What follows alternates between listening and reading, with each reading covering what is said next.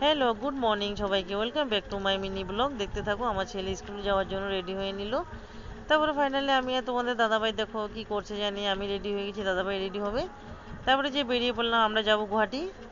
কারণ সামনেই পূজা, জানো সবাই পূজা মার্কেটিং করতে যাচ্ছি আমি আর তোমাদের দাদাভাই। তো ভালোই লাগছে। আমি স্কুটিতে বসে বসে তোমাদেরকে একটু টাটা করে দিলাম। তারপরে খুব ঠান্ডা বাতাস, গরম গরম বাতাস লাগছে। তারপরে বলতে বলতে ফাইনালি লামডিং চলে এসেছি। দেখো এই সামনে টুলগেট দেখা যাচ্ছে,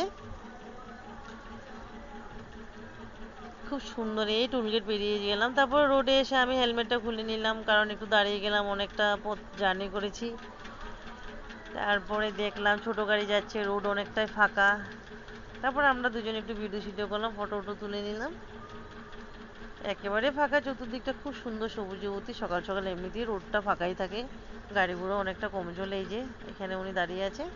তারপরে দেখো দুপুরে খাওয়া দাওয়াটা করে নিলাম, হোটেলে চলে এসেছি। হোটেলটা অনেক পরিষ্কার পরিচ্ছন্ন, খুব সুন্দর, ভালোই লাগছে আমার। তারপর এদিকে আমি তো ভাত খাবো না, তোমাদের দাদাভাই ভাত খাচ্ছে চিকেন দিয়ে। আমি ভাবছি রুটি খেয়ে নেবো, কারণ ভাতটা খেতে ভালো লাগে না, ভালো লাগছে না আমার। উনি পাঁপড় খাচ্ছে আর এদিকে কথা বলছে আমার সাথে। দেখো পরিষ্কার পরিচ্ছন্ন হোটেল থাকলে কার না ভালো লাগে বলো। কম খাও, তাও পরিষ্কার থাকলে ভালো লাগে। ফাইনালি আমি খাওয়াটা চলে এসেছি আমার, রুটি আর মাংস। তারপরে খাওয়া দাওয়া শেষ করে আবার বেরিয়ে পড়ছি, কারণ আমাদের মালপেক হচ্ছে, টাকা দিতে হবে। টাকা দিয়ে আবার বাড়ি চলে আসবো। এই যে ফাইনালি দোকানে এসে টাকা টোকা দিয়ে দিলাম। অনেক বড় দোকান, দেখো সব জিনিস পাওয়া যায় এখানে। তারপরে ফাইনালি বাড়ি এসে টাটা করে দিলাম, টাটা।